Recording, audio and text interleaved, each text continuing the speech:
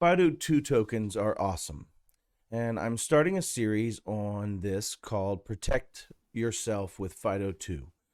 And so this is a Yubikey 5C NFC.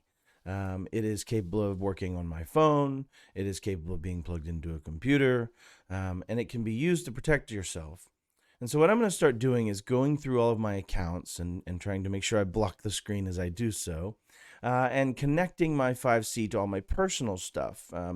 If you're not familiar with what FIDO2 protocol is or what a YubiKey is in general, these devices are a Type 2 authentication as well as, in a unique way, a Type 1. So Type 2 is something you have, and Type 1 is something you know. Well, in this case, and in a hopefully well-implemented case, and most of them are not, you actually have to put in a PIN or have some biometric authentication, not in this case, but you also can, however, use this without a PIN, and it can just provide a cryptographic pair to say, yes, this is me. But it just depends on how they've implemented the different various protocols that this YubiKey can provide. So essentially, I'm going to protect my Xbox account first. And what this does is, if a threat actor wants to get into my Xbox account and they somehow got my password either through rainbow tables and a breach at Microsoft or things that happen, then they now have a second piece that's a hurdle, which is this satisfying this two-factor authentication that I have to have with me. There are not very many side channel attacks against this protocol. Right now, it physically means you have to take off the case and then they attach leads to the different probes and read those thousands and thousands of times as they make transactions until they can come up with what the base was. But essentially, these things are very, very, very secure.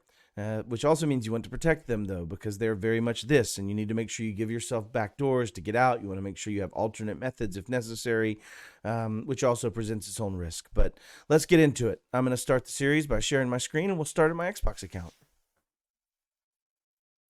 So for the purposes of this video, I've already signed into xbox.com, and in the top right-hand corner, we're going to see this ability to go to my Microsoft account. So we're going to want to click on my Microsoft account, and then we're going to want to go to our stuff. And we're going to go to security and security dashboard, which will then take us to our sign-in activity, password security, advanced security options. But we're going to go up to this two-step verification. I am going to, since I already have a form of two-step verification on, have to approve this. So get out my phone, go to my authenticator app, and say approve. All right, so we're signed in, and we're going to go down to add a new way to sign in or verify. And we're going to click on in your security key or user security key.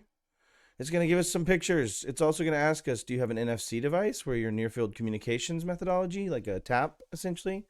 And it'll be like a little icon on your laptop surface, but usually it's going to be USB. So it's saying, hey, please insert the USB, which I have already done. I have it right here. Also, a little heads up, if this is your first time, you may be asked to set it up in your local Microsoft account, right, on your laptop or desktop, just to create the PIN inside this for the first time to kind of have that secured enclave that it can store stuff in. So, all right, so we're going to say next. It's going to say yes. It's going to say yes, of course. It's asking you if you're good with it. Don't have multiple keys plugged in. It would not be good. So now we're going to touch our security key, and we're going to say, name this. So I'm going to call this my black NFC or 5C NFC 1. You might have different names for them, Nancy and Bob or something. It doesn't matter. But so then we're just saying, yep. Next time you sign in, you can use your security key instead of a password. So this essentially is the beginnings of their password list, and they did use a PIN code, so it's going to be stored in that as a representation of this service, basically.